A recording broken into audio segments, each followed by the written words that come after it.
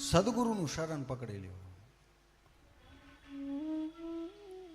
ઘટની અંદર ધ્યાન ધરતા કોણ શીખવાડે? જીવન સાર્થક કોણ કરે? આ બધા ગાઢ પ્રશ્નો છે, બહુ જ અઘરા પ્રશ્નો. આ કોણ શીખવાડે? દેવજી બાપા જેવા કોઈ સંત હોય તો એ આપણું કાંડું પકડે અને એ આપને કહે. આવા તો અનેક પ્રશ્નો છે. જો આની અંદર આધ્યાત્મિક દ્રષ્ટિએ આપણે જોઈએ ને તો આપણું માઇન્ડ વિચારમાં પડી જાય કે આપણે શું આ બધા જવાબ ક્યાંથી મેળવવા. પેલા ઈંડું કે મરઘી? મરઘી. તો મરઘી આવી ક્યાંથી? ઈંડું. તો પેલા ઈંડું થયું ને? હા, આ નથી સમજાતું. આના માટે ગુરુની જરૂર પડે. કોની પડે? પેલા ઈંડું કે મરઘી? આવા તો અનેક પ્રશ્નો આની અંદર છે, ગાઢ પ્રશ્નો. અને આના માટે ગુરુની જરૂર પડે. નકર તો ગુરુને કોઈ પૂજે નહીં. કાલ સવારે સાહેબ ગુરુની જરૂર શું છે?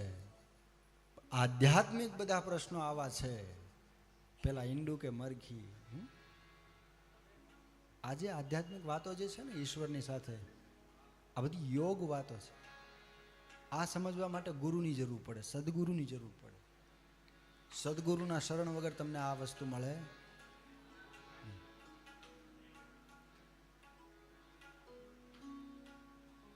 જળ કેરી મછિયા જળમાં વિયાણી. સાંભળજો શબ્દો. આજ થોડુંક તમને આધ્યાત્મિક કહું છું, તમે સમજો છો એટલા માટે. જળ કેરી મછિયા સાહેબ, જળમાં વિયાણી, ઈંડા એના અધર પધરાયા. ઈ ઈંડામાં છીંડા નથી. પવન કહા સે આયા? તો ઈંડાની અંદર પવન ક્યાંથી આવ્યો? હવા વગર તો ઈંડું તરે નહીં, ડૂબી જાય ને. કેટલું ગહન રાજ છે.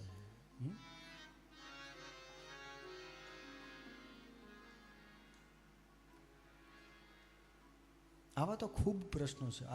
મારા સદગુરુની કૃપા છે મારી ઉપર ખૂબ, કે મને એને પાસે બેહાડીને આ બધું શીખવાડ્યું.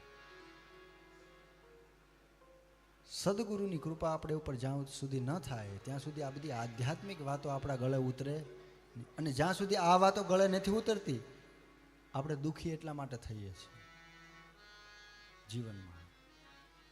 આપણી વાત શરૂ હતી, સાથે કાંઈ લાવ્યા નથી, લઈ જવાના નથી. બરોબર ને? બધું જ અહીં પડ્યું રહેશે. પણ